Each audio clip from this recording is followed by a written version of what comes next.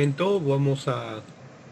a empezar, si ya pueda compartir la pantalla con la presentación, ¿no? A medida también que van llegando el resto de participantes a esta reunión. ¿Sí? Muy bien, para que me conozcan, soy el ingeniero Macías.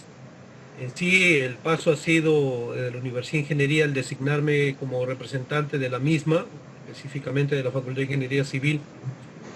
He sido designado miembro del comité de albañilería, ¿no? Que ya terminó de sesionar y que la norma pronto va a salir. Y posteriormente me designaron también la misma universidad, miembro del comité, representante de la UNI, en la norma, para la norma de 020. Yo justamente decía, me han nombrado el presidente de la misma y justamente estamos reuniéndonos ya desde hace unos meses atrás, relativamente poco comparado con otras normas que a veces llevan pues hasta un año y medio, según tengo entendido, ¿no? No sé si el ingeniero Amado podría permitirme de alguna manera para poder compartir la pantalla, ¿no? Ya que no tengo modo de compartirla para poder pasar la presentación. Voy a pasar a cortar el video para poder hacer la presentación de toda la presentación completa. Gracias.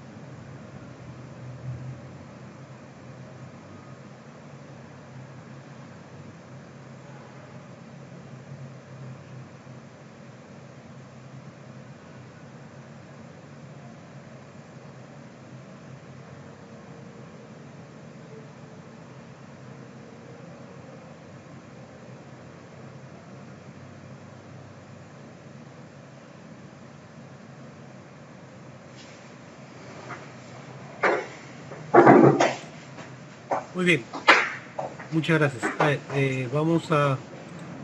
listo. ¿Sí? Ya, vamos a proceder a iniciar entonces la presentación de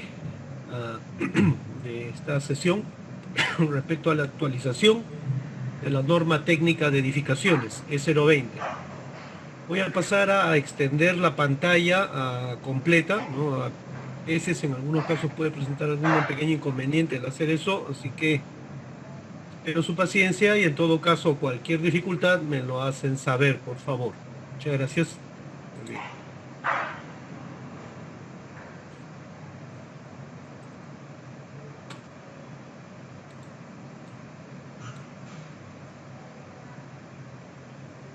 Muy bien. A ver, vamos a hacer la siguiente presentación, ¿ya? Voy a avanzar buena parte, ¿sí? Tenemos 1 hora y media o un poco más para poder hacer la exposición, 1 hora y media promedio, ¿no? 1 hora, 1 hora y media, son las 6:15 aproximadamente, será hasta las 7:15, casi un cuarto para las 8. Así que al final pueden venir las preguntas, ¿ya? Lo que vamos a ver aquí a continuación es la razón del por qué se está actualizando la norma. La norma se empieza a actualizar porque ya tiene bastante tiempo de existencia la misma. Esto llevó a hacer algunos cambios debido no solo a la antigüedad de la misma, sino a que se debería, ¿no?, tener en cuenta el estado actual de la ingeniería, especialmente del diseño estructural, ya que es a donde se aplica esta norma técnica de edificaciones, y sino también el grado de conocimiento que se tiene y bueno, las investigaciones que se han realizado últimamente en algunas partes. Sobre todo, la idea es tomar en cuenta las investigaciones hechas en nuestro país, que tampoco son en gran cantidad, pero existen. ¿Sí? Muy bien. A ver. Vamos a ver entonces la primera parte, que es sobre generalidades, ¿ah? O sea, las cuestiones básicas previas de esta norma, ¿no? Como pueden leer ahí, la norma técnica de edificación E020, la norma de cargas, nació prácticamente de una propuesta de reglamento de construcciones más o menos de los años 70, ¿no? Bueno, yo en esos años todavía no tenía ni siquiera pensado estudiar ingeniería, ¿ya? Así que mayores datos de esa época no tengo. Tengo material o tenía material en los reglamentos de construcción de los fines de los 70 y algo recuerdo de que existían, ¿no?, ciertos valores o ciertas condiciones para las cargas.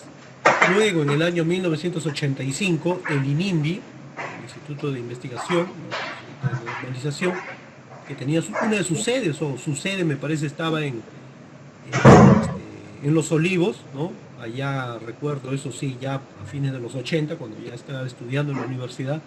El INIMBY es el que se reúne, pues, reúne un comité y lanza la norma de cargas, como se le conoce actualmente.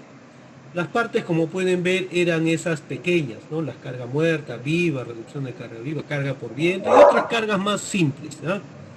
También había sobre distribución y combinación de cargas, o sea, cómo combinar las cargas, cómo distribuir, cómo aplicarlas en una estructura, ¿no? Pero más que nada destinado todo a edificio. También sobre temas de estabilidad y rigidez, ¿no? Y algunos anexos, ¿no? Luego comienzan a ocurrir cambios menores que vamos a ver a continuación, ¿no? Bueno, ahí está la norma de cargas del 2015, como se le conoce actualmente, ¿no? Esta norma de cargas tiene una diferencia respecto a la norma del año 85. Y es que justamente la figura, y lo pueden ver, creo que pueden ver ustedes el cursor del ratón ahí, ¿no? Justamente eso corresponde a las cargas de viento. Y es uno de los cambios que hubo en esta norma del 2015, con respecto, repito, a la del 85. Y algún cambio menor, no más, ¿no? No más. Respecto a cargas de viento, si recuerdo también algunos pequeños cambios. Es una norma en realidad muy interesante, porque es una norma pequeña, muy breve, sencilla de aplicar, no se puede discutir, es muy sencilla de aplicar. Y para algunos ingenieros como que los valores están desactualizados y posiblemente se necesiten más valores. Pero tomemos en cuenta que la norma de cargas es una norma que depende más que nada de las cargas, como son la carga muerta, que mayores valores, cambios no puede presentarse, ¿no? El peso del concreto hace 30, 40 años atrás es el mismo ahora. Las sobrecargas también, ¿no? La sobrecarga que comúnmente puede tener una vivienda, una oficina, una industria, no reciben mayores cambios, ¿no? Otra cuestión podría ser las cargas de viento, ¿no? Las cargas de viento en sí, sus valores no van a cambiar, sino cambiaría tal vez el modo de calcular los parámetros que se tengan que tomar en cuenta. Eso podría ser un cambio, ¿no? Entonces, cambios grandes no hay. Más bien, los cambios mayores sí se pueden encontrar en las normas de diseño sismo resistente, por ejemplo. Esas normas constantemente van actualizándose y van tomando en cuenta diferentes cuestiones, diferentes parámetros que son variables para cada país muchas veces, y la zona también. Esa es una norma que sí puede cambiar constantemente. Por lo tanto, la norma de cargas, esa es una de las razones por las cuales, o son las razones por las cuales no ha sufrido mayor cambio en general, ¿no? Bueno, el problema del estado actual, ¿no?, es que tiene pocos cambios en sí, como él lo ha explicado. No tiene, el problema de la norma es que no tiene criterios de aplicación ni alcances completos, o sea, no tiene mayores cuestiones que que tratar como generalidades, ¿no? Eh, Otra cuestión es que hay definiciones incompletas. Por ejemplo, bueno, increíble, no lo tengo ahorita la norma a la mano, pero tiene definiciones incompletas. O por ejemplo, define carga muerta y carga viva, pero no hay definición de carga de viento, no hay definición de carga de nieve, que debe estar definido. Uno dirá, pero ¿por qué no definirlo si yo ya sé? No, yo ya lo puedo saber como ingeniero, como arquitecto, como constructor, pero en cuestiones legales es importante las definiciones y esta no está. La nomenclatura no existe. Por ejemplo, si yo pongo ahí, digamos, CM carga muerta, esta no está como nomenclatura en la norma, no aparece.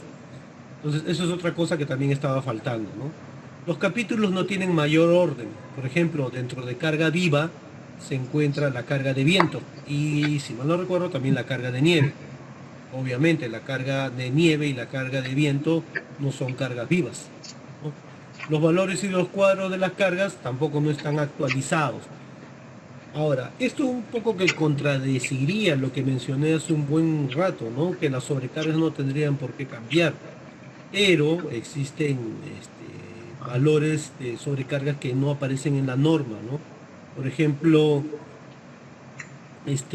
podría ser el caso de, digamos, digamos, el caso de, a ver, sobrecargas, digamos, para caso de grúas, ¿no? No hay. O cuando yo instalo un polipasto en el techo de una obra, tampoco existe, ¿no? Tampoco existen sobrecargas en obras, ¿no? Solamente en obra ya construida, pero no en obra en proceso. Entonces, esas son cuestiones que estarían faltando, ¿no? Tampoco existen referencias ni comentarios. Y una exigencia actual ya del ministerio es que esta norma, así como las otras, deberían tener sustentos, ¿no? O si no, por no decirle comentarios. Así como, por ejemplo, el código ACI. El código ACI 318 tiene una serie de comentarios. Aparece ahí parte del reglamento y al costado está apareciendo algún comentario o indicación respecto a alguna parte del tal artículo. Ya, eso tampoco no existe en esta norma. Claro, muchos pensarán, pero si la norma de concreto armado peruana, ni la de acero, ni la de adobe, tampoco de la de albañilería a la cual he pertenecido, o pertenezco todavía, tampoco tiene comentarios, pero deberían tenerlo, ¿no? Y bueno, la exigencia o la petición del ministerio no está del todo mal, parece una buena petición. Tampoco hay una clasificación clara, o sea, habla de cargas, pero no se hablan de tipos de cargas, tampoco de tipos de estructuras. Ese es otro problema de la norma de cargas. Por ejemplo, la carga de viento está indicada en la norma mediante una serie de valores que utilizan un mapa de isótacas, algunos le llaman mapa de viento, ¿no? Del Perú, o que han sido obtenidos de mediciones. Este mapa está hecho para un periodo de retorno de vientos con una cierta velocidad cada 33, cada 50 años. Pero lo que muchos no sabemos o no saben es que este mapa eólico de isótacas, ¿ya? Aparece en una tesis de los años 80. ¿Ah? En esa tesis aparece un mapa eólico para el Perú con un periodo de retorno de 33 años, de 50 años y de 100 años que arrojan velocidades de viento bastante considerables. Entonces, ahí viene una cuestión. Si, por ejemplo, yo soy propietario, a ver, vamos a poner una empresa cualquiera, a ver, Redondo, San Fernando, ¿no? Ustedes saben que ellos constantemente buscan lugares donde poner sus animales, sus aves, para poder hacer la cría y tienen que ser lugares especiales. Y muchas veces las construcciones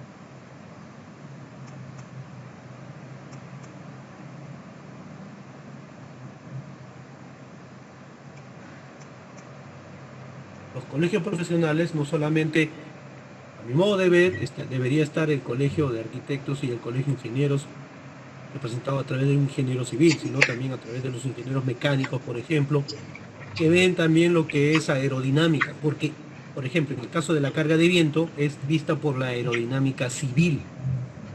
Es un tema importante, por ejemplo, no sabemos o no estamos bien, o hay que ver justamente, para eso se trata ese comité, si es que existen de repente investigaciones al respecto en este tipo de estudios o universidad, o bueno, ingenierías, ¿no? Que no solamente sea la ingeniería civil o la arquitectura.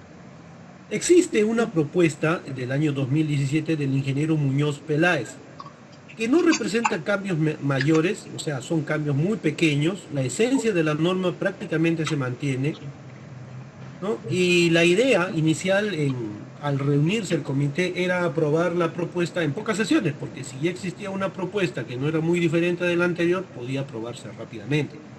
Pero no debería ser la idea debido a las cuestiones que ya mencioné anteriormente, ¿no? Acá tienen partes de las propuestas del 2017, ¿no? Está incluido, pues, porque estaba y está, porque significa que varias de estas propuestas la hemos jalado a la nueva propuesta de carga, de norma de carga que estamos viendo. Dentro de ellos está la carga viva en balcones, ¿ve? Por ejemplo, eso es una carga que no estaba incluida en la norma del año 85. La de helipuertos, si bien no hay muchos helipuertos en el país, pero es bueno tomarlo en cuenta, la de helipuertos, ¿no? La carga viva para la industria liviana y pesada. El problema es que en esta propuesta no está definida qué es la industria liviana y pesada. Bueno, se entiende, si uno indaga en cuanto a la ingeniería industrial se refiere y mecánica, se encuentra que la industria pesada tiene que ver con automóviles, maquinarias y motores, mientras que la industria liviana tiene que ver con, por ejemplo, cuadernos, libros, cajas, plásticos, etcétera, etcétera. ¿Sí?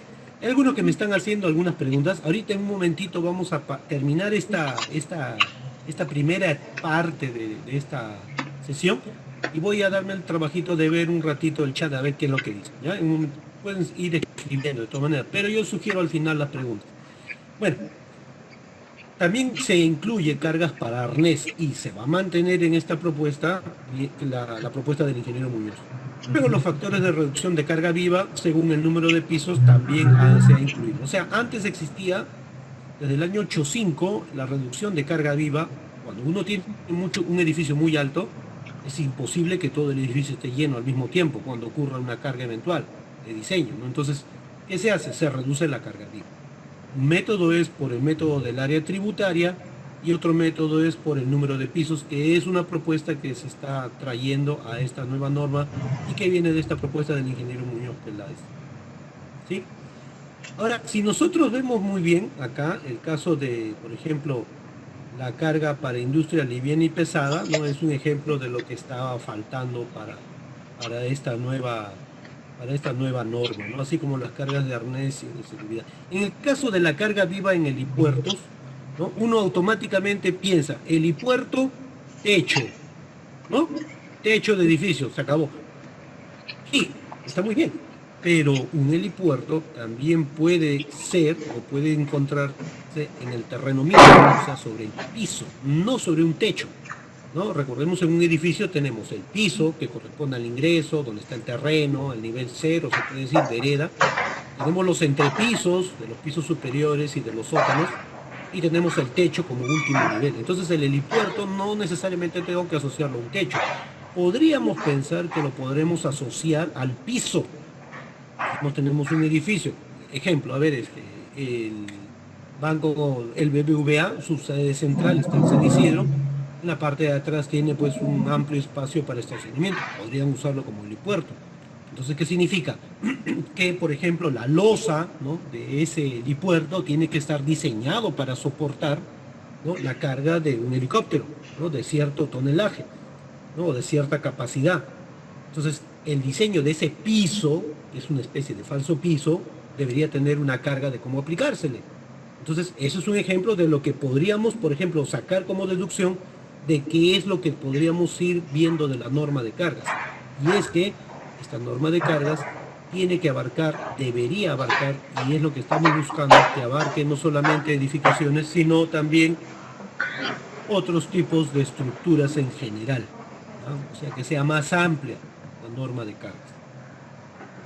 Muy bien. Listo. Vamos a leer el chat, a ver qué es lo que han estado escribiendo algunos, por favor. Voy a hacer rápido. ¿Ya? No sé si ustedes lo pueden ver, el chat, yo sí lo estoy viendo, lo que pasa es que en otras herramientas como el Zoom, por ejemplo, el chat, la ventana se ve como una región oscura. Y esta herramienta del Cisco no mucho lo he usado así como el chat, así que, a ver. Se ha realizado un trabajo de compatibilización en el tema de combinaciones de carga respecto a las normas E060 y E090. No se ha pensado en... Ajá, interesante. Se ha realizado un trabajo de compatibilización. Me preguntan, me dicen acá, en el tema de normas de 060 y 90, o sea, metálica y de concreto, no se ha pensado en proponer combinaciones de carga que funcionen para diseños en concreto armado y estructura metálica como sí lo hace el AC716. Saludos. Muchas gracias por esa apreciación. Así es, en esta norma de cargas estamos poniendo ya combinaciones de carga, no solamente para cálculo por cargas admisibles, sino también por cargas últimas, ¿no? Que es lo que usa la norma de concreto y acero. Justamente también eso lo vamos a ver. No están acá las combinaciones, pero vamos a comentar al respecto. Y sí, efectivamente, estamos poniendo, ¿no? Estamos poniendo eso y de eso vamos a comentar más. En el caso de cargas vivas móviles no están definidos conceptos como carga máxima sobre rueda o carga nominal del puente grúa. Sí, también ya se está incluyendo eso, no solamente para puentes grúas, sino para grúas en general. Sobre todo orientado no solo a la grúa misma, sino también a la grúa como carga sobre otra estructura, que puede ser, por ejemplo, un edificio, ¿no? Pero eso ya ha respondido, no se escucha, esa debe ser la señal, por si acaso, últimamente la señal de la mayoría de lo que tenemos nosotros es telefónica, está viniendo un poco deficiente, no sé qué está pasando. En el tema de viento no se explica cómo usar los dos valores de C que aparecen las cargas en barlovento en techo, donde el A se explica que puede cambiar de succión a presión dependiendo esto último del ángulo de inclinación del techo. Ah, ya. De eso, ya, como eso de repente se me va a pasar, así que prefiero mencionarlo ahora. La carga de viento me da un valor de barlovento, es donde golpea el viento, para aquellos que no conozcan bien. Y sotavento es donde, al otro lado de donde golpea el viento, ¿correcto? Entonces, perdón. A ver, vamos a regresar. Sí. Ya, ahora sí. De mi celular, porque el internet ya le está fallando. Ya, decía. Entonces, barlovento, sotavento del otro lado, ¿ya? Ahora, cuando golpea el viento, existe una presión. Y la norma, en el caso de viento, me da el valor de una presión. En el otro lado puede existir succión, ¿no? Pero también me da la norma una opción que puede existir no solo succión, o sea, del lado de sotavento, sino también presión. Entonces hay dos valores, ¿no? Uno positivo y el otro negativo. Está grabando y se a los cortó. coeficientes que me ayudan a determinar la presión del viento de ese lado, sea por eso lo presión o conecta a mi succión. internet. ¿Correcto? Ahora, ¿por qué me da la norma dos valores? ¿Por qué? Porque hay dos opciones. O sea, tengo en realidad dos cargas de viento. Uno, cuando en el lado de barlovento, ¿ya? Sopla, barlovento da presión, al otro lado en el sotavento da succión. Y existe otra carga de viento donde del lado de barlovento me da presión y del lado de sotavento me va a dar succión. O sea, dos cargas de viento, ¿correcto? Van a ser dos, no es una sola, son dos en realidad, debido a esos coeficientes, ¿no? Muy bien, se debe convocar a los diferentes fabricantes de puente grúa para que emitan comentarios. En otras normas se da libertad que los fabricantes definan las cargas sobre la rueda y si no lo hacen se aplican las cargas de la norma. Efectivamente, ese es un buen punto y justamente de eso se trata la exposición de ahora y las que se van a hacer para la próxima semana y la subsiguiente para Puno y para Ica, Puno, Iquitos, una ciudad que me hubiera encantado ir, pero por esta pandemia no se pudo, ¿no? Qué pena. Interesante, lo bonito de hacer la difusión de la norma es que uno conoce ciudades, conoce personas y bueno, hace la misma difusión también. En esta oportunidad es a través de este medio. Pero sí, esa es justamente la idea de la difusión, que personas como por ejemplo los fabricantes de puentes de grúas puedan escribir al CENSICO, dirigirse al comité y hacer llegar todas sus apreciaciones, todas sus sugerencias. De eso se trata. De repente hay ingenieros mecánicos o estudiantes de ingeniería mecánica o bachilleres que han hecho sus tesis en este tipo de estructuras. Y no solamente puentes grúas, grúas de repente de otros tipos que se aplican a edificaciones. Bienvenido a esas tesis porque eso es lo que necesitamos usar nosotros. Por ejemplo, adelantándonos ya, hace un momento leí el caso de, acabo de leer, ¿no? De una persona que me preguntaba por qué no se usa una combinación de cargas últimas para concreto y acero al mismo tiempo. Bueno, déjeme decirle que hay una tesis que uno de los ingenieros del CENSICO encontró, una tesis de un bachiller, bueno, ya no es bachiller, ahora es ingeniero, de Ayacucho, que hizo su estudio y estamos usando las combinaciones de carga que él estudió y propuso. No estamos usando la combinación de cargas del ACE, tampoco del ACI, tampoco de la norma del AISC, del código de acero, tampoco. ¿No? Ni siquiera la norma chilena o argentina. Estamos usando una combinación de cargas elaborada por un peruano, por una persona, acá, ¿no? En una tesis. ¿Cuál es la idea? La idea es motivar la investigación a través, especialmente, no necesariamente solo en eso, pero especialmente en las tesis, ¿no? Fomentar la investigación a través de las tesis de pregrado, ¿por qué no posgrado también? Entonces así podríamos tener tesis pues más interesantes. La verdad que a mí me gustan más las tesis aplicativas, prácticas, que resuelven cosas sencillas, que muchas veces uno tiene como problema y no sabe de dónde, cómo obtener la solución. Y no tesis que a veces son demasiado científicas, demasiado elaboradas, complicadas de elaborar, de entender, que al final quedan abandonadas, olvidadas y que no tienen ninguna aplicación. La idea es que en esta norma de carga se apliquen esas tesis, se apliquen esas investigaciones. De repente hay investigaciones hechas por profesionales independientes o por empresas. Pues todas esas esperamos pues que se acerquen, que escriban para poder usarse, ¿no? Esa, repito, es la idea de la difusión de esta norma, ¿correcto? En el caso de cargas viva de techo, si hay nieve, se dice que uno vaya a cargas de nieve. No es claro si se debe usar la sobrecarga de nieve solamente viva o nieve más viva. No. El usar una carga u otra es independiente una de otra. O sea, o yo uso carga viva, aplico carga viva y aplico carga de nieve, ¿correcto? Ahora, depende de la combinación. Eso es otra cosa. Si la combinación me dice mezcla, que puede sumar las dos, las tengo que sumar. Si la combinación no me dice que sume, no necesito sumar, ¿correcto? Eso va a depender de la combinación de cargas, ¿no? Que aparece en la norma como mínimo, ¿no? Si la combinación de cargas que van a aparecer en esta nueva norma le dice carga nieve y carga viva no se mezcla, usted si gusta lo puede hacer porque eso es un valor mínimo, no se olvide, ¿no? No se olvide. Muy bien. ¿Listo? Entonces, vamos a sacar un ratito el chat. Y aquí está la propuesta, ¿ya? La propuesta es ya funciona el internet. Ese cambio radical busca que esta nueva norma de cargas sea la base fundamental para toda norma de estructuras y que sea verdaderamente peruana, o sea, que se usen la mayor cantidad posible de investigación. OneLang 9961, ¿no? O de investigaciones o de estudios que el comité puede realizar al respecto de los valores que están en las normas.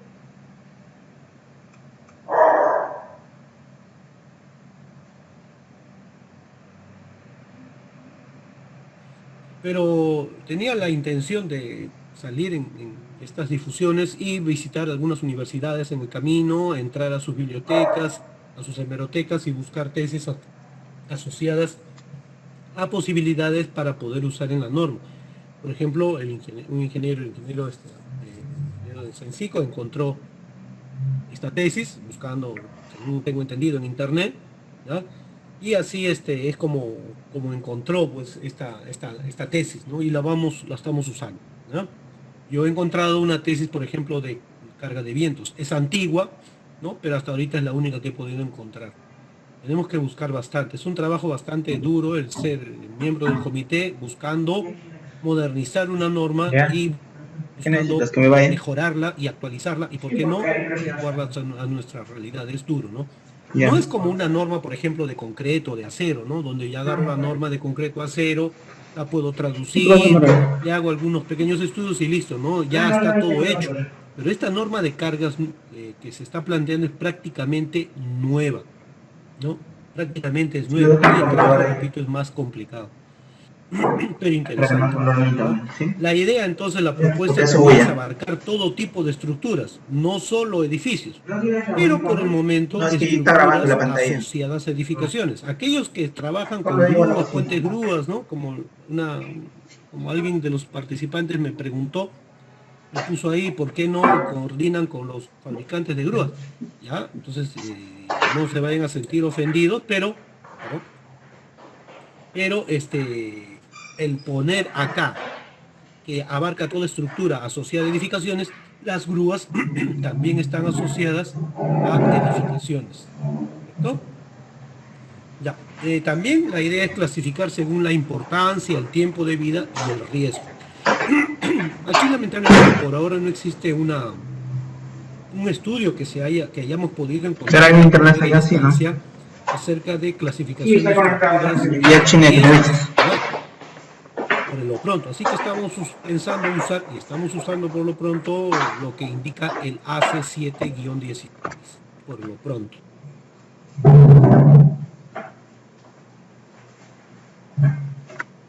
Conociendo qué significan las fiestas patrias para los docentes y cómo se celebran estas fiestas para nuestros compañeros, podemos adoptar aquellas ideas y costumbres que nos hayan parecido interesantes y a la vez que nos hagan sentir peruanos y orgullosos de ser un país perseverante. Sin olvidarnos que hoy celebramos a nuestro Perú desde casa. ¿Y tú? ¿Cómo piensas celebrar las fiestas patrias? Bibliográficas.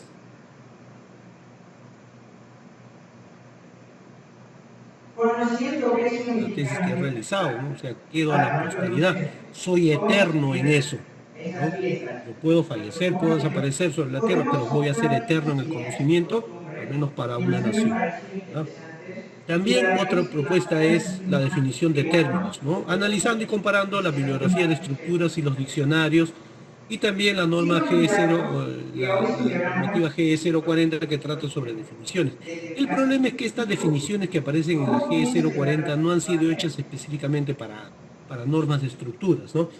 Entonces, la norma de cargas va a tener que tener sus propias definiciones de términos por ahora, ¿no? Por ahora, ¿no? Pero va a tener, esa es la idea. También se propone, ¿no? Que la norma tenga alcances y obligatoriedad, ¿ya? O sea, hasta dónde estoy obligado a hacer uso de esta norma, ¿no? Y se está ya poniendo la definición de seguridad y calidad estructural, sobre todo seguridad estructural. ¿Cómo se define la seguridad estructural? ¿Cuáles son los parámetros que definen la seguridad estructural? Los capítulos también van a estar organizados según los alcances y las definiciones que estamos obteniendo. Esa es la idea. O sea, no solamente mejorar la norma, adecuarla, modernizarla, adecuarla a nuestro país, sino también, ¿no?, ordenarla como debe ser. Y lo más importante, a futuro, ¿no?, que la norma de diseño sismo resistente ingrese dentro de la norma de cargas. ¿Por qué? Porque la norma de diseño sismo resistente no solo busca cuestiones de criterio en diseño sísmico o antisísmico, sino también determina, calcula, ayuda a calcular, ¿no?, los valores de las fuerzas, ¿no?, del sismo que se aplican a una estructura a través de los espectros de respuesta o la fuerza estática equivalente u otro tipo de valores. Entonces, esos valores de cargas, al ser cargas, deberían pertenecer a la norma E020. Por eso es que esta norma se está preparando hasta para eso, para recibir en un futuro a la norma de diseño sismo resistente. Ya por lo pronto, por ejemplo, se va a incluir en esta norma de cargas los cálculos de las cargas debido a sismo en el caso de empujes de rellenos o terrenos sobre muros de contención. Y es una forma de llamar a la norma de diseño sismo resistente. Y otra cuestión más es que las otras normas, como Conociendo la qué de concreto, significan la las de fiestas acero, patrias se basan siempre en la norma de cargas, decirles, llamarlas a que usen ya las combinaciones de carga de esta norma y no sus propias combinaciones de carga. Pero eso ya es a futuro, ¿no? O sea, nosotros planteamos, se deja la norma establecida y las otras normas, sus comités en el futuro van a ir adecuándose a esta norma de cargas. Esa es la intención, ¿no? O sea, así como Estados Unidos tiene el ACE 716, nosotros tendríamos nuestra norma E020. Acá tenemos en lo internacional ejemplos de normas, de reglamentaciones. Tenemos, por ejemplo, el ACE 716, una norma bastante completa. Tenemos el caso, por ejemplo, la norma chilena, la norma de cargas, no solamente cargas muertas y vivas, también cargas de viento y otras normas más. La norma chilena tiene varias normas que agrupan normas de cargas. Las normas españolas, como la norma de la documentación de Madrid, por ejemplo, que tiene su propia documentación de seguridad estructural. Las normas argentinas, que no han cambiado mucho de los años 80, y las normas, por ejemplo, boliviana, que ha hecho bastantes cambios interesantes también. Entonces, nosotros no podemos quedarnos atrás, es por eso que se tiene que actualizar esta norma, la norma de cargas. Entonces, los cambios que se requieren son los que mencioné en las anteriores presentaciones, es actualizar, verificar valores, cargas, con investigaciones bibliográficas, tesis de pregrado y también posgrado, ¿no? También considerar todo tipo de cargas según fenómenos. Por ejemplo, la carga viva está dividida en, por ejemplo, la sobrecarga o carga viva por uso, ¿no? La carga viva por maquinarias y así sucesivamente. La carga viva en balcones, por ejemplo. También hay cargas vivas en techos, ¿no? Las cargas vivas junto con las cargas de impacto forman otros tipos de cargas. Entonces entraríamos a una subdivisión de cargas en una división de cargas. Entonces para eso estamos clasificando las cargas según las acciones, ¿no? Y después de las acciones, clasificándolas según los tipos de carga. Esta clasificación aparece en algunas normas, ¿no? Sobre todo en el libro de Meli Piraya, ¿no? En el libro de Meli Piraya aparece una clasificación de cargas de acuerdo a las acciones.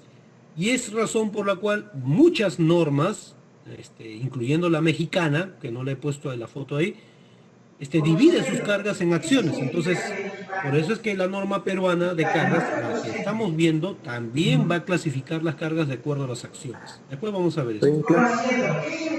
¿No? Muy bien. También la clasificación de la estructura son los cambios que se requieren, combinaciones de carga, y redefinir y reordenar la ingeniería estructural aplicada. Esa también es la intención de esta norma, ¿no? Porque, por ejemplo, ¿no? Los ingenieros son los que más van a reconocer lo que voy a mencionar. ¿Cuántas veces hemos escuchado el término análisis elástico, cálculo elástico, comportamiento elástico, cálculo, comportamiento inelástico, análisis inelástico? También hemos escuchado el término cálculo, comportamiento plástico, etcétera, etcétera, ¿no? Bueno, déjenme decirles, por ejemplo, que nuestra ingeniería en ese aspecto está equivocada, ¿no? Existen solamente comportamiento, análisis o cálculo elástico y comportamiento, análisis o cálculo plástico. El término inelástico no existe en el idioma castellano, al menos en el diccionario oficial, el RAE, no existe el término inelástico, pero sí existe en el diccionario en inglés, en el Oxford o cualquier otro que pueden buscar. Existe la definición de inelástico, plástico y elástico en inglés, pero se sorprenderían al leer qué significa cada uno, la diferencia entre plástico e inelástico. En la parte estructural solamente se usarían los términos elástico e inelástico, y en nuestro idioma, en el castellano, debería existir solamente el término elástico y plástico. Ese es un ejemplo de lo que estábamos usando mal. Claro, es cierto, muchos dirán, pero eso viene de México, esta bibliografía, viene de España, viene de Estados Unidos a veces, y lo hemos usado por años. Lo hemos usado pero mal, lamentablemente lo hemos usado mal. Y lo que se busca en esta norma es reordenar eso a través de las definiciones correctas. No definiciones que hemos venido arrastrando de años ya en forma inercial. No. ¿Ya? Bien. Listo. A ver, vamos a ver si en el chat, en el escrito. Para el predimensionado de una estructura metálica curva en la norma no específica se podría considerar este autor Zapata Valgueto. Ya. A ver, el predimensionamiento no está incluido dentro de la norma de cargas porque es una norma específicamente de cargas. Esa es la razón, ¿no? En el caso de las estructuras metálicas curvas, ¿no? Eso depende ya del comportamiento, porque generalmente están sometidas a torsión. Y los predimensionamientos son una cuestión ya de criterio del ingeniero. Usted realiza el cálculo. Mire, a ver, justamente de eso ahorita podemos hablar. A ver, yo quiero diseñar una estructura metálica curva, ¿muy bien? Ya. ¿Cómo me baso para diseñar esa estructura metálica curva? Nunca la he visto, digamos, nunca la he visto, nadie se le ha ocurrido construir. Pues alguien lo va a tener que hacer, alguien lo va a tener que idear, alguien lo va a tener que imaginar, alguien va a tener que crearlo. Esa es la labor de un ingeniero, esa es la labor de un arquitecto, esa es la labor de un proyectista, de un profesional, de un diseñador. Esa labor es el diseño, es la actitud creativa del ser humano. Ninguna máquina puede realizar eso. Eso se le llama el diseño. Y dentro del diseño tenemos el predimensionamiento. ¿Se cuentan? Eso yo lo tengo que revisar usando programas de cómputo, usando cálculos estructurales, como son, por ejemplo, la norma de acero. ¿Correcto? Bien. A ver, ¿estaría bien o hay una norma que permite una mejor No, como ya le dije, el predimensionado es una cuestión que usted lo va a aplicar por criterio, ¿no? Ya aplica la norma y revisa si su predimensionado funciona o no. Le pongo un ejemplo más claro. Todos hemos visto, yo creo, hemos visto el Discovery Channel, National Geographic, History Channel, ¿no? Ustedes han visto, inclusive Discovery Turbo aparece. Se ven, no soy fanático de los autos, pero ahí se ve, por ejemplo, cómo diseñan un automóvil. Todos hemos visto cómo diseñan un automóvil. Cuando uno escucha la palabra diseño, los ingenieros civiles asociamos número, cálculo, matemática. Pero no, cuando vemos cómo diseñan un automóvil, lo hacen sobre un papel, sobre una pantalla para ser más modernos, y comienzan a hacer el bosquejo, el trazo del auto. Comienzan a hacer los trazos a mano alzada, le ponen color, forma. Están diseñando. Eso luego lo llevan a un modelo en arcilla para mejorar el diseño. No le han metido ningún número hasta el momento, pero ya tienen la forma del automóvil. Si se detienen hasta ese nivel nada más, lo que obtienen es un diseño conceptual. Muchos hemos escuchado, ese auto es un concepto. ¿Qué significa? Es algo conceptual, pero no va a ser realidad, al menos todavía. Eso es un diseño, ¿no? Es una cuestión conceptual. Luego, ¿qué hacen en la ingeniería automotriz? Una vez que diseñaron el auto, ¿qué es lo que hacen? Lo llevan a un programa de cómputo para modelarlo y hacer los cálculos respectivos, inclusive, que pueden hacerse también a mano o en unas calculadoras programables. Entonces, hacen los cálculos a continuación. Ahí recién entran los cálculos estructurales. ¿Comprendido? Entonces, el predimensionamiento entraría en la primera etapa. Y es una cuestión más que nada de criterio, ya según le podría decir. A ver, dice acá, el metrado de cargas estaría mejor especificado en las variaciones de la norma 090. Ya, el metrado de cargas ya es una cuestión ya de modo como obtengo los valores, ¿no?, numéricos para determinar las áreas, por ejemplo, o los pesos de algunos materiales. En el caso de las áreas, para poder aplicarle, por ejemplo, una carga de viento, una carga de nieve. En el caso de los pesos, para poder aplicarle la carga de sismo. Lamentablemente, el metrado de cargas todavía no es parte de esta norma, pero ahora que lo hace ver, podría ser una opción. Sin embargo, esto llevaría a que la norma sea más extensa. Y el metrado ya es una cuestión más que nada geométrica. Ya. Tendremos que pensarlo. Suena interesante, pero estaría para pensarse qué tan complicado sería incluir acerca de un metrado de cargas. ¿Cómo debería hacerse? Podría ser, ¿no? ¿En qué caso debería usarse el área distribuida? Pero eso también sería cortar mucho al ingeniero, al proyectista. Y la verdad es que hay que darle cierta libertad a los proyectistas también. No se les puede encasillar en algo nada más. ¿Ya? Hablar de justamente vamos a hablar después también. Entonces, acá veamos, miren, algunas definiciones. Ustedes lo pueden hacer bien fácil. Entran al diccionario, buscan la definición, agarran un libro de ingeniería, buscan la definición y agarran un libro que no tenga que ver mucho con ingeniería y buscan la definición de alguno de los términos que ven acá. Y se van a sorprender de lo que van a encontrar. Van a encontrar el conocimiento ahí, oculto en eso. No necesito ir a un libro para definir ingeniería, a un libro de ingeniería civil o ingeniería mecánica. Puedo ir al diccionario, puedo leer un libro y de ahí concluir, sacar una definición propia. Y dentro de esas definiciones pueden ver una idea de lo que se ha encontrado, la ingeniería, cómo está definido, el proyecto, por ejemplo, cómo se define. Algunos, recuerdo en un curso de diseño en albañilería, adobe y madera que doy en la Universidad de Ingeniería, un joven me puso ahí, me escribió, porque todo es por virtual, ¿no? Me puso ingeniero, pero en las reglamentaciones de contrataciones del Estado definen diseño como una cuestión numérica, ¿no? Así es, lo definen como una cuestión numérica, pero el diseño no es algo numérico, ¿no? El diseño en realidad no es numérico. Entonces, ¿entran en un error? Sí, entran en un error. Efectivamente, entran en un error. Y eso es un ejemplo de cómo estamos caminando, ¿no? Eso podría explicar, le dije al joven, usted fíjese bien, entre a una página en internet, cualquiera, el Google, como le llaman los jóvenes ahora, y digite ahí la palabra falla estructural. ¿Sí?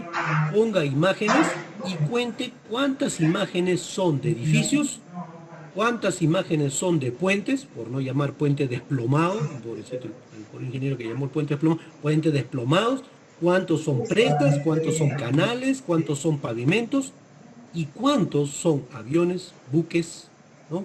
Estructuras metálicas de racks. Son muy pocas, pero la mayoría de las cosas falladas son edificaciones en su mayoría y van bajando a lo que son puentes, lo que son presas y así sucesivamente. Es increíble y uno se pregunta por qué, ¿ah? ¿Será porque no lo registran? No, es simplemente porque en la ingeniería civil, a la cual está asociada las primeras estructuras que mencioné, pues tiene estos problemas de definiciones y estos problemas de falta de comprensión de que la ingeniería no es un número. La ingeniería es resolver un problema. ¿Usando qué cosa? Ahí leen la definición. Usando inventiva y técnicas. Y de eso se trata la ingeniería. La ingeniería no es un número. Si yo quiero usar números, puedo llevar una carrera de matemáticos o física donde es netamente numérico, ¿no? Ni siquiera de física, ¿no? De matemáticas. Entonces, ese es el problema que estamos teniendo en ingeniería civil y explica pues por qué, por ejemplo, los buques tienen pocas fallas, ¿no? Yo he sido profesor de ingeniería naval, en construcción naval y estructuras navales y conozco de ese tema. Entonces, ¿se dan cuenta? Hay esos problemas que tenemos que ir cubriendo. Y esta norma de cargas busca, en primera instancia, también eso. Que los jóvenes, los estudiantes, comiencen a usar esta norma de cargas como un libro de base y se basen en ellos para poder hacer sus estudios, ¿no? Bueno, y aquí pueden ver otras definiciones más. Y aquí lean lo que dice el ingeniero Eduardo Torroja, ¿no? Un ingeniero español. Decía, las obras no se construyen para que resistan, se construyen para alguna otra finalidad o función, que lleva como consecuencia esencial el que la construcción mantenga su forma y condiciones a lo largo del tiempo. Es muy interesante los libros de Torroja, les sugiero leerlos, se encuentran en la internet. Es un ingeniero civil que cuando uno lo lee dice, no, este señor no puede ser ingeniero civil, porque expresa todas las estructuras a nivel conceptual y no numéricas. Algunos explican el hecho de que haya sido así porque, según dicen, toda su familia era ingeniera y parece que él como eso le llevó a contradecir esa situación y buscaba una salida, un escape al hecho de que la ingeniería en sí que él aplicaba no le agradaba, que era netamente numérica y lo sigue siendo hasta nuestros días, ¿sabes? Si Eduardo Torrojas volviera a nacer, pues vería que no ha habido mucho cambio desde su época, lamentablemente. Bueno, eso es lo que dicen, ¿no? Bueno, acá hay algunas definiciones orientadas a la industria, ¿no? ¿Y por qué orientada en la industria? Porque la industria de la construcción arroja un edificio, y un edificio es un producto, y este producto cubre una necesidad, por lo tanto, posee funcionalidad. De ahí vienen las definiciones que estoy colocando acá, ¿no? Funcionalidad, producto, el uso. Todo producto, edificio, tiene que ser confiable, ¿no? Tiene que ser seguro, tiene que ser servicial, debe dar un buen servicio y durable. En el cuestión de seguro, debe tener una cualidad de no fallar. ¿Qué significa no falla? está libre de riesgo y todo peligro. O sea, un edificio no puede voltearse, un edificio no puede colapsar. Son cuestiones básicas de seguridad estructural, ¿no? O no puede tender a colapsar o fallar. La calidad son propiedades que juzgan el valor de algo. Últimamente ha estado de moda, ¿no?, el término calidad, calidad, calidad total, etcétera, ¿no? La calidad es eso, ¿no? Usted juzga algo y dice, no, para mí esto no tiene calidad porque no cumple ciertas condiciones, ¿no? Para normar eso han nacido los ISO, ¿no? También. Bueno, eso ya es otra cuestión, ¿no? Y la satisfacción es la acción de cumplir el gusto. O sea, yo compro un departamento en un edificio y quiero que se cumpla mi gusto, quiero estar satisfecho, y para mí eso es una cuestión de calidad. Y calidad significa que mi estructura, mi vivienda, sea segura, me dé un buen servicio, sea durable y confiable. ¿Se dan cuenta? Es básico. Esto parece mentira, pero esto se busca en la ingeniería industrial, en la ingeniería mecánica. ¿En la ingeniería civil se busca? No. Estamos asociando a la ingeniería civil a la arquitectura, en parte, porque la arquitectura sí ve algunos de estos temas, lo busca, pero los ingenieros civiles como que no lo quieren, y es por eso que entran en enfrentamiento a veces con los arquitectos, y dicen, no, el arquitecto es caprichoso, no sabe, no se puede, y el arquitecto dice, pero este ingeniero, ¿cómo va a cruzar una columna? Ingeniero, pero la columna no puede pasar en este, mire, está saliendo la columna del muro, y justo ahí va a ir una cama. Y el ingeniero dice, pero arquitecto, mueva la cama a un lado y ahí pone un velador. No, pues, no. O sea, ya estamos ya haciendo de que el servicio no sea adecuado. Entonces, tiene que haber una coordinación entre ambos. Y esas son cuestiones básicas en toda industria, en todo producto que se entrega y que debe tener calidad. Acá tienen el enfoque tradicional de la calidad, ¿no? Hacemos la inspección, determino la calidad del producto y doy conformidad con especificaciones. Se acabó el problema. Sin embargo, el enfoque moderno es prevenir, ¿no? Viendo una buena calidad del producto con el fin de obtener la satisfacción del cliente. Eso es lo que busca el enfoque moderno de la calidad. En la ingeniería, lamentablemente industrial, se ve el enfoque moderno. Y como ustedes ven, son temas, son números, son letras, que yo no he escrito, son de bibliografía. Como ven, la de la izquierda se parece bastante a la que aplicamos en la ingeniería civil y sus afines, como son la ingeniería eléctrica, la mecánica eléctrica, la ingeniería sanitaria y la arquitectura. Entonces hay un divorcio en cuanto a eso, ¿no? Estamos muy atrás en la ingeniería civil. Por ejemplo, el BIM. Pongo un ejemplo, el BIM. El BIM ya se usaba en la ingeniería naval desde fines de los años 90, ¿no? Era bastante complejo el uso del BIM. Y el BIM recién hace unos poquitos años nada más se está implementando en la ingeniería civil. ¿Se dan cuenta? Aquellos que saben de ingeniería estructural, a ver, el cálculo por desempeño. El cálculo por desempeño o la evaluación por desempeño es un tema que se ha venido tratando en ingeniería civil desde hace unos años también atrás, ¿no? No de los años 70, 80. Sin embargo, en la ingeniería industrial el desempeño ya existía desde los años 70 y 60. Y en la ingeniería militar existía desde los años 50, que es de donde lo copió la ingeniería industrial. Otra vez, ese es un ejemplo de que en la ingeniería civil, y repito, las otras carreras anexas a esta, estamos todavía atrás. Bueno, aquí hay definiciones orientadas a proyecto. Ahí pueden ver diseño, concebir o describir algo con un propósito específico, estructurar, ordenar o organizar las partes, ¿no? Predimensionar es estimar medidas. Muchas veces decimos, yo no diseño, yo estructuro, pero estructurar es ordenar. Yo ponía de ejemplo por el caso cuando yo iba a hacer las difusiones, yo ponía un ejemplo. Las personas cuando estábamos en el auditorio, ¿no? Quienes organizaron el auditorio, estructuraron el auditorio. ¿Cómo lo estructuraron? Ordenando las sillas, ordenando la mesa, el podio, las banderas, ¿no? El afiche, ¿no? De la presentación, de la difusión. Todo eso es estructurar. O sea, estructurar cabe dentro del término diseñar. Y predimensionar también cabe dentro del término de diseñar. El ingeniero diseña, el proyectista, no solo ingeniero, el arquitecto también, el proyectista diseña, ¿no? Diseña, pero el cálculo lo puede realizar una máquina, ¿no? Pero una máquina no va a poder diseñar jamás, ¿no? Evaluar es estimar o determinar las cualidades o utilidad de algo. Está en el diccionario, no lo estoy inventando yo. ¿Qué significa? Que cuando yo diseño un edificio, tengo que saber si es seguro mi edificio, ¿no? Si tiene ciertas cualidades o si puede ser seguro, y eso lo hago evaluándolo.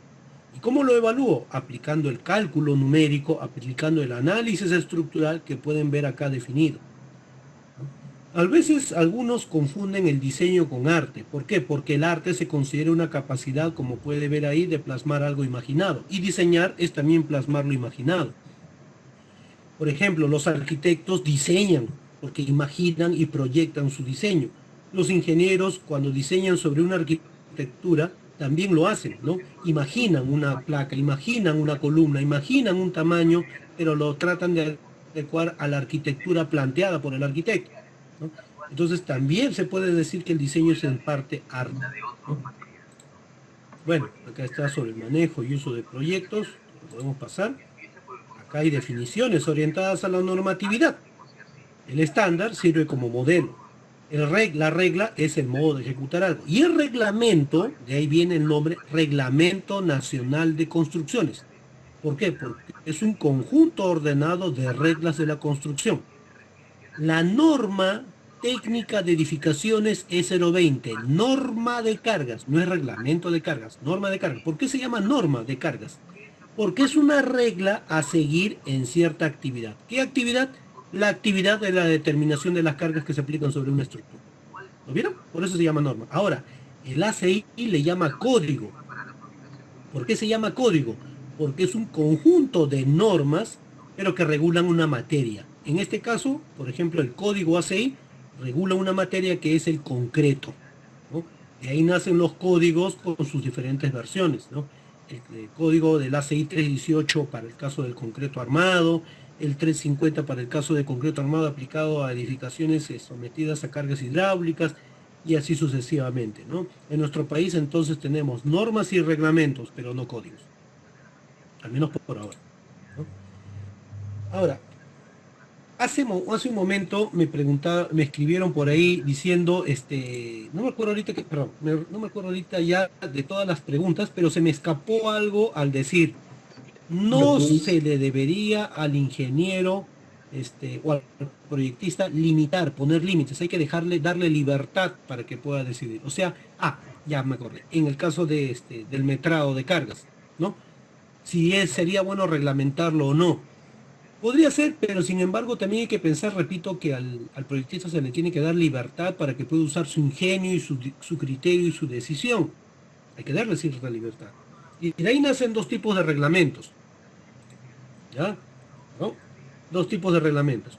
Los reglamentos funcionales y los reglamentos prescriptivos. ¿Ya? A ver, vamos a ver primero el reglamento prescriptivo. ¿Qué es el reglamento prescriptivo? Es un reglamento que hace lo siguiente. A ver, vamos a usar aquí la herramienta de cálculo. A veces no me funcionaba bien, recuerdo esta herramienta, pero lo voy a usar. A ver, digamos que aquí está, a lo mejor con otro color, si se puede. No, ya, sí, acá vamos a seleccionar color rojo. Ya. Tenemos acá un inicio. ¿Ya? Y tenemos aquí el final. ¿Correcto? El final es un grado de seguridad estructural. Hablemos de estructura porque esta es una norma de cargas. Ya, las normas prescriptivas le dicen a usted, partes de aquí y me sigues este camino. ¿Ah? Me sigues este camino. Acá deberías seguir de frente. Sin embargo, te doy la opción a que te desvíes un poquito, ¿ya? Sigues tu camino, sigues este camino y llegas a este nivel de seguridad. Esa es una norma prescriptiva. Ejemplo de normas prescriptivas. La norma de concreto armado, la norma de albañilería, la norma de adobe, la norma de cargas. Todavía no podemos decir mucho al respecto, estamos viéndola. Así que sigamos, la norma de adobe ya mencioné, la norma de acero peruana, la norma de concreto armado peruana y otras normas más extranjeras también. Esa es una norma prescriptiva. Ahora, ¿qué es una norma funcional?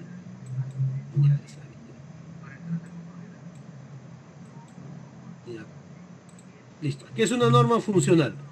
La norma funcional es interesante, porque la norma funcional dice, mira, tienes toda esta línea, toda esta zona de inicio, y tienes este punto de seguridad estructural. Perdón, de seguridad estructural. Ahí está la S de seguridad, ¿correcto? Ya, la norma prescriptiva me dice partes de aquí, partes de aquí, partes de aquí, de aquí, de aquí, de donde quieras parte. Sigue el camino que tú quieras. Sigue el camino que deseas. Haz el camino que quieras. Da vueltas como loquito, como si fuera la marca Perú. Sigue por acá. Sales de aquí. Regresa, va, viene. Lo que quieran hagan todos ustedes, ¿sí? Pero eso sí, me van a llegar al mismo nivel de seguridad. Esa es una norma funcional.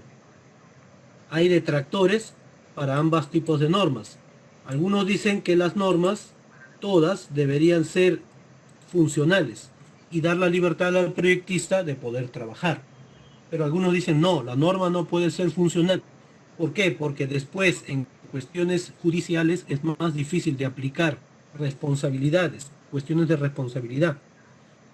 Algunos dicen las normas prescriptivas en ese caso son mejores, pero lamentablemente no da mucha libertad, ¿no? Un ejemplo de una norma funcional. A ver, las normas, unas que yo conozco, ¿ya? Las reglamentaciones en buques, ¿ya? Con la construcción naval. Las reglamentaciones para buques son del tipo funcionales. No le dicen cómo calcular, no le dicen absolutamente, le dan ideas, le dan nociones. Es más o menos como una norma de arquitectura que me dice cuánto debe medir un ambiente como mínimo, la ventana, la puerta, dónde debería estar ubicada, pero adicionalmente me dijera, mira, si tu habitación es de 3 metros de largo y está en un edificio de pocos pisos, ¿ya? El muro debería ser de ladrillo y debería tener 2 columnas en los extremos de concreto armado, nada más, ¿ya? Si tu edificio es más alto y los ambientes son más grandes y los pisos no coinciden entre ellos, tus muros pueden ser de ladrillo, ¿ah? Van a ser tabiques, pero vas a tener que usar una estructura de concreto armado aporticada con muros de concreto, que generalmente es la caja del ascensor y de la escalera, que deberían tener espesores de 20 centímetros. Si tus edificios son de 6 o 7 pisos, para más pisos se aconseja usar placas o cajas de espesores de 25 centímetros. ¿Se dan cuenta? Esa es una norma funcional. Y las normas de buques son así. El Westin Libertador o el edificio del Banco de la Nación, los más altos del Perú, pesan aproximadamente unos 30.000 a 40.000 toneladas, ¿ya?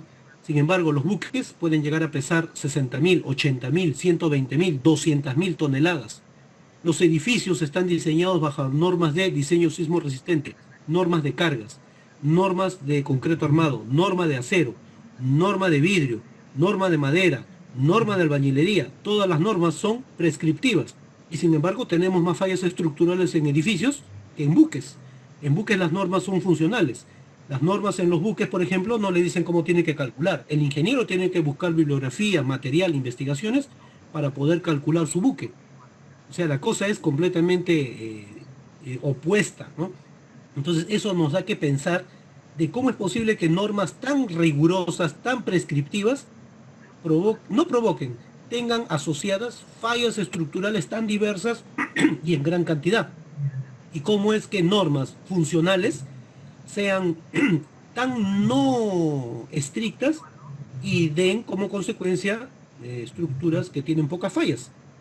Por ejemplo, los aviones, los automóviles no tienen normas de estructuras. Y los buques tampoco, pues solamente tienen reglamentaciones como las que les he explicado como ejemplo. ¿Sí? La norma de cargas debería ser prescriptiva o debería ser funcional. A mi modo de ver debería ser ambas, ¿no? Debería ser ambas, ¿no? Pero de eso se trata al final, porque a medida que se va desarrollando la norma, se va viendo eso, ¿no? En el comité, por ejemplo, vemos algunos que decimos que debería haber partes muy prescriptivas y otros que deberían ser más funcionales, o sea, dar más libertad al ingeniero, lo cual es correcto también. Muy bien. La ingeniería estructural, aquí están las definiciones de la ingeniería estructural, que trata sobre la seguridad, y la seguridad trata sobre la medida del riesgo o grado de daño por falla. Y la falla en una estructura es el daño en sus funciones. ¿Qué funciones? Las funciones son la de resistir, la de servir y la de ser estable, como pueden leer ahí. Vamos a usar la herramienta de anotación y la voy a dejar ahí, ¿ya? Ya está. La de resistir, o sea, que no se rompa. La de ser estable, que se mantenga incólume. ¿Qué significa? Que mi columna no pandee, que mi viga no pandee, que mi edificio no se voltee. Estabilidad. ¿Qué otra función debería cumplir mi estructura? Que debe servir adecuadamente. ¿Qué significa? Que debe poder, por ejemplo, una persona transitar en un techo del edificio, en un entrepiso, y este entrepiso no vibrar exageradamente, no sentirse incómoda la persona, que el edificio no tenga fisuras, consecuencias de los procesos constructivos o de un mal diseño. Fisuras será pues porque vino el sismo. No, fisuras cuando después lo compra, apenas lo compra. ¿No? A veces uno compra un departamento, un edificio y a los pocos meses está con fisuras. Y uno dice, ¿qué pasó? Y uno se queja y después la constructora viene, manda al estructural a que revise. No, esto solamente es un daño simple. Esto se repara rápido. Ya está bien, se puede reparar. Y después, pero uno pregunta, ¿y qué pasó? ¿Por qué está haciendo eso? No, no se preocupe, el edificio es normal que le pase esto. El edificio se está sentando. No es normal. ¿Cómo va a ser normal esa situación? Y dirán, sí, es normal. No, no es normal. ¿Acaso, si yo, digamos, sale el iPhone, no sé qué iPhone hay último, mi hija está atento a todo eso? Claro, para ellos, para los hijos son fáciles pedir. Pero bueno, mi hija está atento al iPhone que va a salir ya. Sale el iPhone, digamos, se lo adquiere por alguna razón, si es que yo le suelto el dinero, cosa que difícil lo hago. Pero digamos que ella lo compra y tiene una rayadura, una rayada, o viene con un defecto, o lo enciende y comienza a funcionar mal algo. ¿Se va a quedar con eso? ¿Qué es lo que va a hacer? Lo devuelve, pues. Lo devuelve, pide un cambio. Igual ocurre si usted se compra una camisa. Si alguno de ustedes se compra una camisa, digamos, ¿no? Y viene con un botón mal colocado o un remallado mal puesto, ¿no? Entonces, ¿usted qué hace? ¿Se lo queda? ¿O una manchita? ¿Se lo queda? No, lo devuelve. No, ¿sabes qué? Devuélvemelo o cámbiamelo o no me cobres. Usted exige calidad. Exijo calidad en la industria en general, pero no se está exigiendo calidad en la industria de la construcción. Eso es lamentable. Y la calidad no tiene que ver necesariamente con cumplir una especificación técnica. Yo puedo cumplir todas las especificaciones técnicas de un edificio, pero eso, ¿acaso es garantía de que la persona que vive en ese departamento o en esa casa, en ese edificio, se siente tranquilo, se siente contento, se siente satisfecho de lo que tiene? Pues muchas veces no, y ese es un problema, pues. Y es por eso que las estructuras deben cumplir estos tres requisitos necesariamente. ¿Eh? Bien, ya. Acá tienen ejemplos de estructuras en general. Y aquí tienen las cargas, ¿no? Que es un sistema de fuerzas externas sobre una estructura, ¿no? Y que su origen es una acción, ¿ya? La clasificación la pueden encontrar aquí, de acuerdo al tiempo de aplicación, de acuerdo a la naturaleza, al modo de aplicarse, a la variabilidad, etcétera, etcétera, etcétera.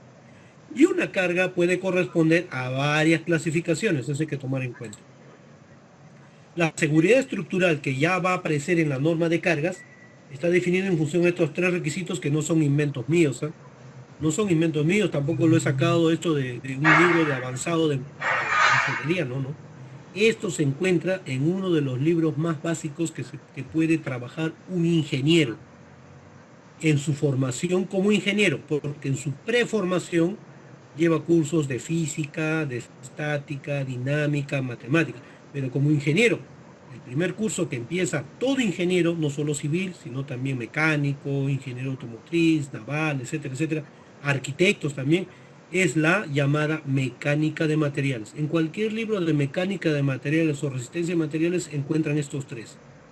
A veces aparecen en los prólogos, a veces aparecen en la parte introductoria y en algún caso en el primer capítulo. ¿Sí? Pero aparecen los tres, porque son condiciones que toda, o funciones que toda estructura debe cumplir. ¿Correcto? Así que el nivel de daño se dan en estas tres funciones. Y también los niveles de daño se puede dar a nivel, como pueden ver ahí, nulo, leve, moderado, severo y colapso en cualquiera de los tres. ¿No? En cualquiera de los tres. Así se pueden mezclar diferentes tipos de fallas o daños estructurales.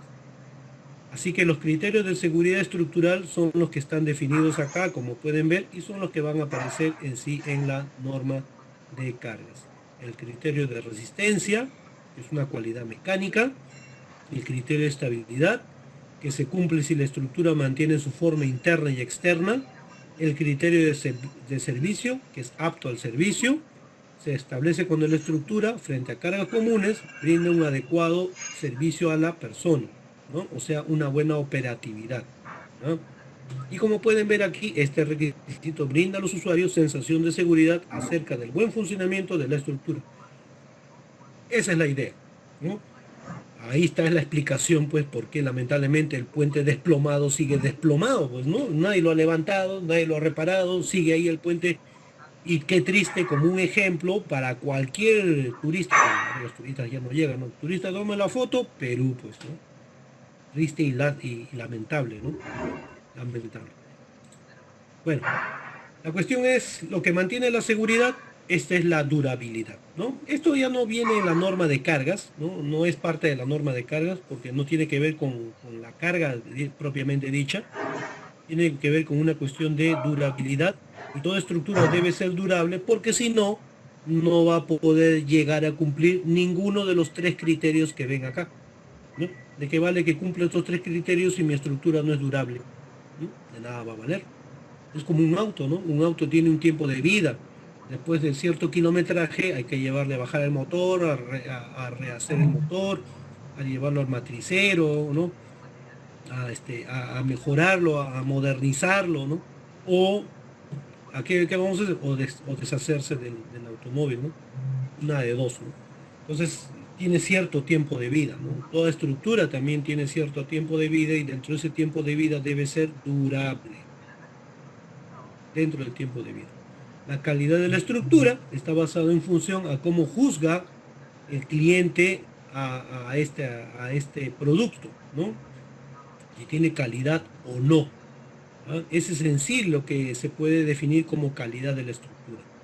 Que esté satisfecho el cliente. Y satisfecho eso no significa que la estructura no solo sea segura, sino pues que sea operativa y que brinde un buen servicio, ¿no? Muy bien. Aquí está el proceso de un proyecto estructural, ¿no? Los procesos son diseño, conceptualización, la evaluación, que significa revisar el diseño. Yo creo, los arquitectos conocen más sobre el diseño. Ellos son bien creativos. Arquitectos y arquitectas son creativos en diseño. Ahora la pregunta es, ¿funcionará o no? Ahí entra el ingeniero estructural, donde diseña la parte de la estructura, ¿no? Y continúa con la evaluación de la misma, ¿no? Donde realiza simulaciones por métodos numéricos o cálculos, ¿ya? O ensayos de laboratorio. Y finalmente los detallados o los planos de estructuras, ¿no? Esas son las partes de un proyecto estructural, son solo tres en general. Y aquí está la definición que comenté hace buen momento, ¿ya?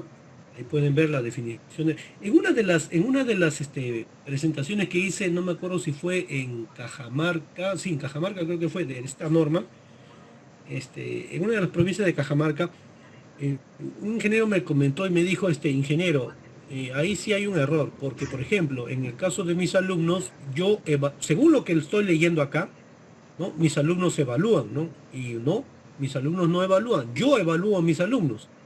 Pero aquí hay una cuestión interesante. El profesor diseña un examen, ¿no? Evalúa el examen. Luego propone el examen, elabora, lo imprime, lo entrega a los alumnos reciben el examen y diseñan una estrategia de cómo resolver el problema. Una vez que diseñan la estrategia, comienzan a evaluar esa estrategia haciendo sus cálculos numéricos, ¿no? Y después de hacer sus cálculos numéricos, ponen su conclusión, su resumen o sus esquemas que sean necesarios para poder aclarar mejor esa evaluación. Entonces el alumno también evalúa, así como el profesor también evalúa al alumno, ¿correcto? Entonces la evaluación es inherente en ambos casos. Bueno,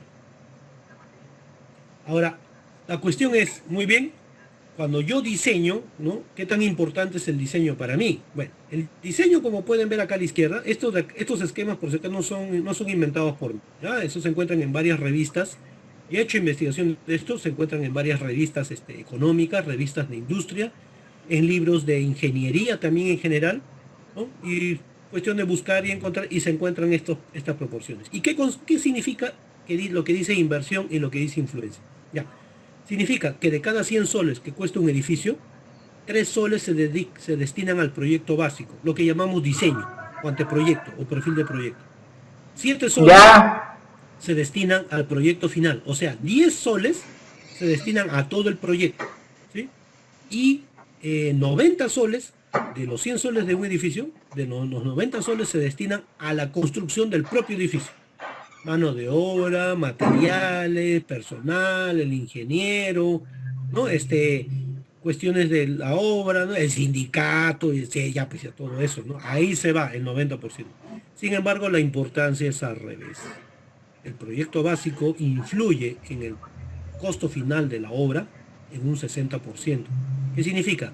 Que de 100 soles que cuesta un edificio, de cada 100 soles, 60 soles de ese edificio que me costó construir, esos 60 soles dependen del proyecto básico, del diseño conceptual, de lo que algunos llamamos predimensionamiento o estructuración. Los arquitectos le llaman creatividad, ¿no? Eso, el diseño, de ahí depende. Y solo el 15 soles del propio edificio, ¿no?, van a influir en la propia construcción del edificio. Así está la situación. Esto explica por qué muchas veces tenemos problemas en muchas obras del Estado. Porque los perfiles de proyectos se elaboran así. Esto ponemos un puente por acá, lo cruzamos por aquí y se acabó el problema. Ya no, pues eso no es un diseño. Un diseño tiene que estar bien elaborado, bien conceptualizado. Si un auto es bien diseñado, ¿por qué no un puente que sirve a muchas personas y que no es un elemento de lujo, como lo puede ser un automóvil? Y eso es otro error que está apareciendo, que está pasando en la ingeniería, en general, en civil sobre todo, y ya tiene que cambiar de una vez y por todas. Acá tenemos ejemplos, dos, a la izquierda y a la derecha, de estructuras. El primero es el famoso Panteón de Roma. Acá es más fácil mostrar. Acá pueden observar unos arcos, ¿no?, que están hechos con ladrillo. La carga del techo viene, pasa por el arco del ladrillo, ¿ya?, llega aquí, los dos cargas llegan a este nudo y se transfieren hacia abajo, donde están los siguientes dos arcos, y así sucesivamente. El ladrillo que está colocado aquí dentro de los arcos, que es horizontal, distribuye también la carga, pero buena cantidad se va por estos arcos. Así los romanos lograron concentrarse en reforzar adecuadamente la cimentación que queda bajo estos arcos. ¿Ah? Bajo estos arcos. Eso es lo que hicieron. La cáscara del Panteón de Roma tiene casi 40 metros de diámetro, o un poco más de 40 metros, y es de concreto, sin refuerzo, sin acero, aligerado con vasijas vacías, ¿no? Ahora a la derecha tenemos la Torre Mundial de Comercio de Shanghái, la que aparece una aguja, ¿ya? Esta Torre Mundial de Comercio, observen las formas que tiene. Estas formas esconden toda la estructura. No es como el Westin Libertador, no es como el edificio del Banco de la Nación que tenemos acá en Lima, donde toda la forma del edificio es solo la cáscara, ¿no? La estructura está metida adentro, pero no, en este edificio pueden observar que la arquitectura y la estructura se hicieron una sola, ¿no? Estas supercolumnas llevan la carga a la cimentación, y las armaduras que estoy mostrando acá con el cursor llevan las cargas a las supercolumnas que vienen de las columnas que estoy señalando aquí. O sea, esta columna que estoy señalando con el ratón baja acá la armadura, y la armadura lleva la carga no abajo, sino lleva la carga hacia los costados, como si fueran supervigas estas armaduras. Conclusión, lo que están viendo acá es un edificio encima de otro edificio, encima de otro edificio. Algo parecido a lo que están viendo acá a la izquierda en el Panteón de Roma, como tener un edificio, un cilindro encima de otro y otro sucesivamente, ¿no? ¿Se puede decir acaso que porque aquí a la izquierda, en el Panteón de Roma, los romanos antiguos de la época de la Edad de Cristo, como ellos no usaban números, no hacían cálculos más numéricos estructurales, no usaban modelos, no hacían estructuraciones, no hacían predimensionamientos, por eso podríamos decir que este Panteón de Roma no implica un diseño estructural? No, ¿sí o no? Es un diseño, igual como lo es la Torre de Shanghái. No porque no tiene número, no significa que no sea un diseño. Entonces eso da que pensar en cuanto a que tenemos que retomar lo que antiguamente los ingenieros hacían, diseñar. Con la aparición de las computadoras en los años 70, este diseño comienza a tergiversarse y se cree que usar una computadora y un programa de cómputo moderno, ¿ya?, hace que me convierta yo en un diseñador cuando no es así, ¿ya? El diseñador sigue siendo el ser humano y la herramienta es la computadora. ¿Muy bien? Acá tienen los objetivos de toda evaluación, ¿no? Medir la demanda, el desempeño, la fiabilidad, realizar el análisis estructural, y el análisis estructural existe el análisis lineal elástico y no lineal. Y dentro del cálculo existe el cálculo elástico y el cálculo plástico. El cálculo elástico es el de carga admisible y el cálculo plástico es el de carga última. Este de carga última es el que un bachiller en su tesis en Ayacucho, ¿no?, realizó una investigación de combinaciones de carga y es la que estamos usando en la nueva norma de cargas, ¿no?, que se está viendo. Acá hay referencias que se pueden usar para todo lo que hemos conversado según su importancia, ¿no? Van desde diccionarios, pasando por libros de análisis estructural, resistencia de materiales, libros de diseño en general, pasando por libros de concreto armado, de gerencia de proyectos, páginas en internet oficiales, hasta normas de estructuras extranjeras y nacionales también como referencia. Muy bien, vamos a ver si han escrito, me parece, a ver. Revisando en mi tesis normas como el código CC, encontré que para el caso de cargas vivas móviles y de viento se incluyen figuras explicativas que alcancen los conceptos básicos y dirección y sentido de las cargas.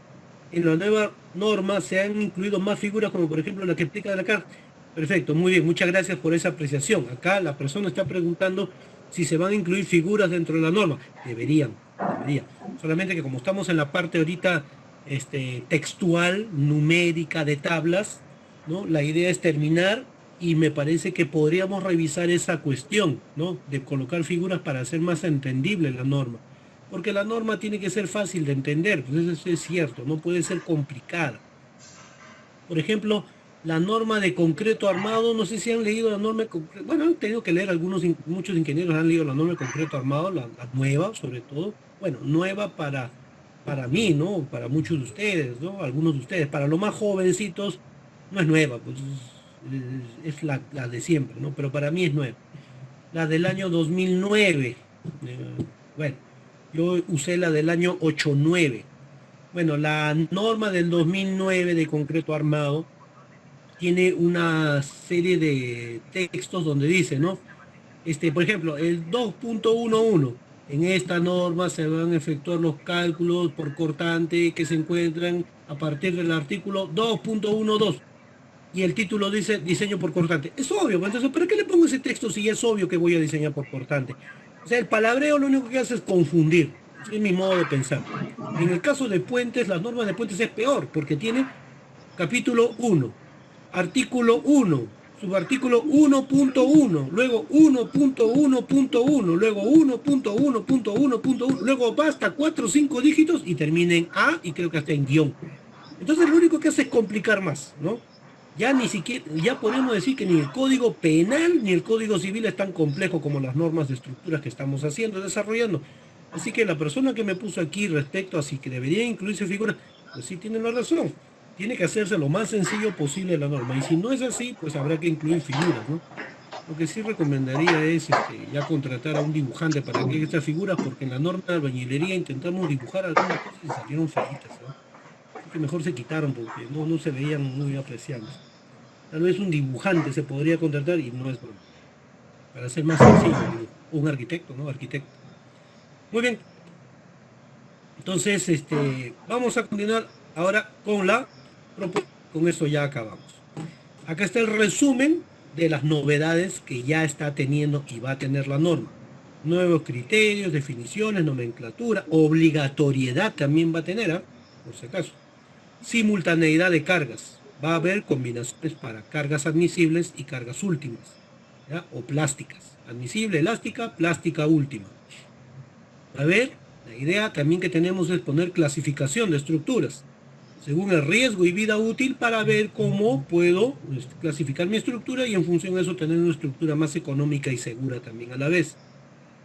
También se va a definir seguridad estructural, ya está definido, y se va a dividir las cargas en acciones permanentes, acciones variables y acciones extraordinarias o accidentales, ¿ya? Las permanentes son las cargas muertas, las variables son las cargas vivas, y las extraordinarias o accidentales son, por ejemplo, las cargas de viento, las cargas de sismo. Se van a incluir cargas de relleno, de líquidos, de terrenos, ¿no? Y, bueno, algunas cuestiones más, ¿ya? Eso ya todavía está por discutirse. Aquí hay algunas definiciones que ya están puestas en la norma. Por ejemplo, ya se definió acción permanente, que actúa de forma continua, la acción variable, que actúa de forma frecuente, con variación de intensidad en el tiempo y su ubicación en el espacio, la acción extraordinaria, que actúa de forma poco frecuente, como el viento, como el sismo. Muy bien. Acá están los avances que se han tenido en la organización. Ya se tienen las generalidades, también los alcances y la obligatoriedad. Por ejemplo, la norma de cargas obliga a aplicar hasta en la construcción, ¿no?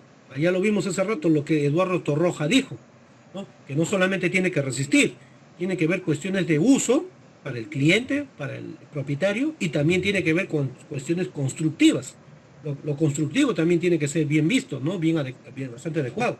No es posible, por ejemplo, que en una obra se utilicen el RFI, ese documento para hacer consultas a los ingenieros, que a veces en un proyecto hayan 200, 300 RFI, es imposible. Yo recuerdo en una tesis que sustentaron en la uni, un muchacho había hecho su tesis sobre una construcción, y pues ahí mencionaba que habían como 200 RFI, como si nada, para él parecía normal. Y no es normal pues que hubiera 200 consultas. Eso significa que el proyecto no está claro, pues. El proyecto ha sido bien detallado. O sea, no bien elaborado para la cuestión constructiva. Y eso es un problema, ¿no? Y eso es una de las razones también que podrían provocar a que hayan tantas fallas estructurales.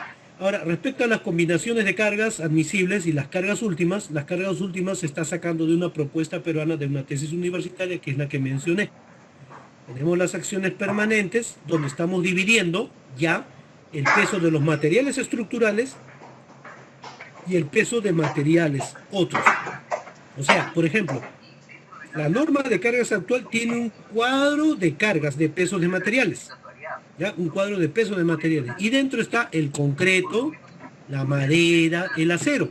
Nosotros lo que estamos haciendo es sacar esos materiales estructurales y ponerlos dentro del capítulo correspondiente a acciones permanentes. Y los otros materiales, como la arena, el cartón, ¿no? Por ejemplo, cosas de ese tipo de almacenamiento, esos van a ir como anexo. Dentro de las acciones variables se está dividiendo a las cargas vivas en concentrada y distribuida, para entrepiso, para techo, con reducciones inclusive, y también cargas por móviles y grúas. Dentro de las cargas móviles están las cargas de automóviles, y estamos viendo acerca también posiblemente ya de las cargas de camiones, ¿ya? ¿Por qué? Porque muchas veces la norma de cargas no se va a aplicar, por lo pronto al menos, a los puentes, pero en muchas estructuras de edificaciones aparecen algunos puentes peatonales o puentes vehiculares, como en el caso de, por ejemplo, urbanizaciones o habilitaciones urbanas, ¿no? Entonces ahí sí se puede aplicar la norma de cargas, y estamos viendo de incluir las cargas móviles de automóviles y de otros tipos de móviles, ¿no?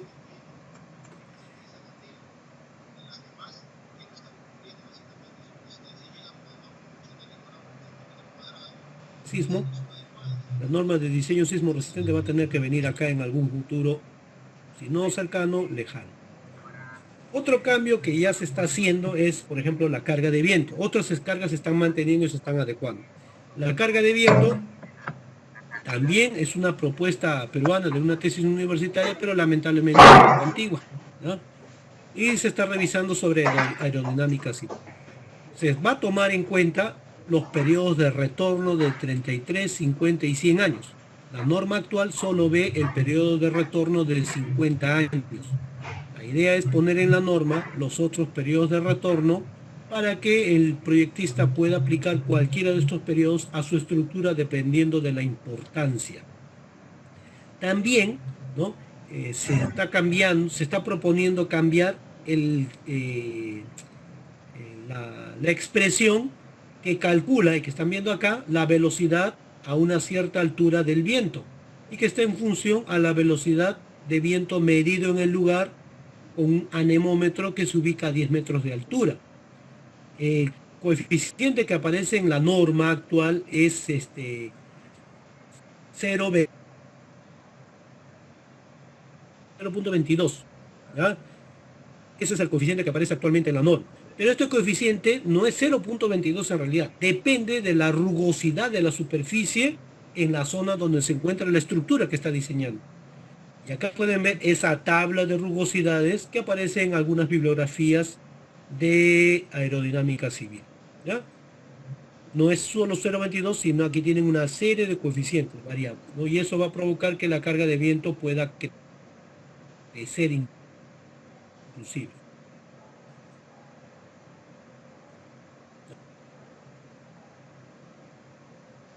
El techo es un techo de acero y se calculó con esta norma de cargas, que era muy sencilla, y una objeción de los revisores era que esta norma, que esas cargas eran muy pequeñas, pero esta norma es legal, pues no hay forma, ¿no? Y que tendría que aplicar la norma de carga japonesa o norteamericana, pero esta norma es legal y puedo usarla, ¿no? Entonces, en parte, estos coeficientes pueden cambiar de acuerdo a esa situación, actualmente ya. O sea, si yo rediseñara, ¿no? Tendría que usar algunos de los coeficientes, esa cúpula, estos coeficientes dependiendo de la situación, ¿no? Por ejemplo, podría ser la de 0.35 y ya no 0.22, ¿no? Muy bien. Parece, esto es, vamos a ver el chat, qué es lo que dice. Muy bien. Listo. A ver.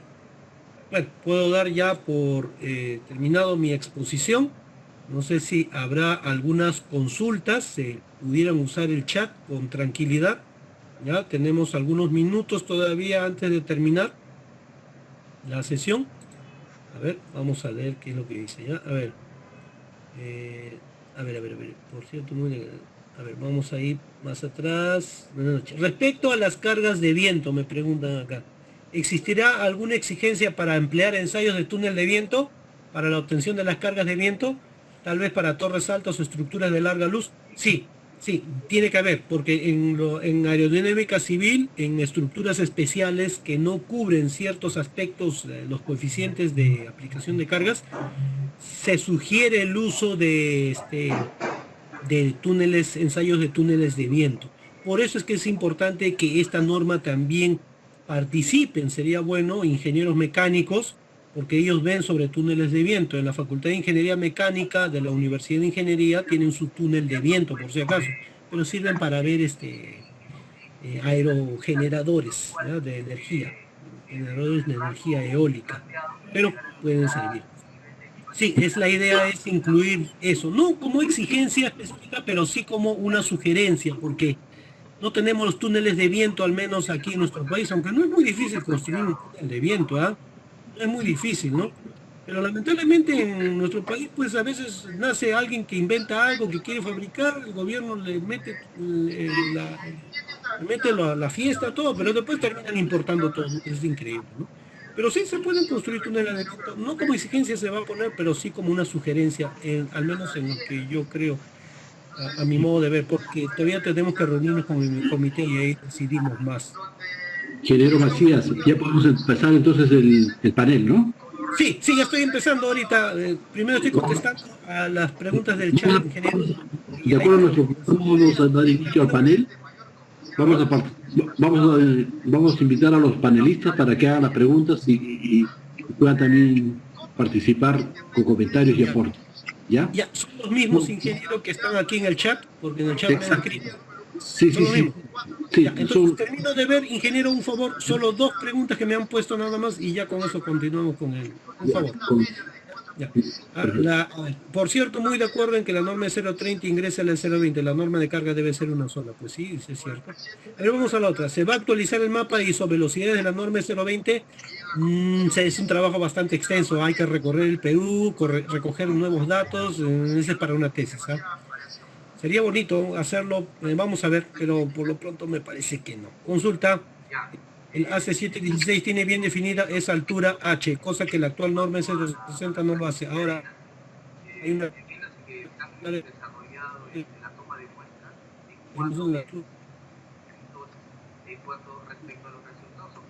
Eso estamos en proceso de revisión, porque la idea es incluir también parapetos, cargas de viento para parapetos, para torres, para soportes, para anuncios publicitarios también, ¿no? Lo máximo que le podría responder. Ahora sí, Listo. ingeniero.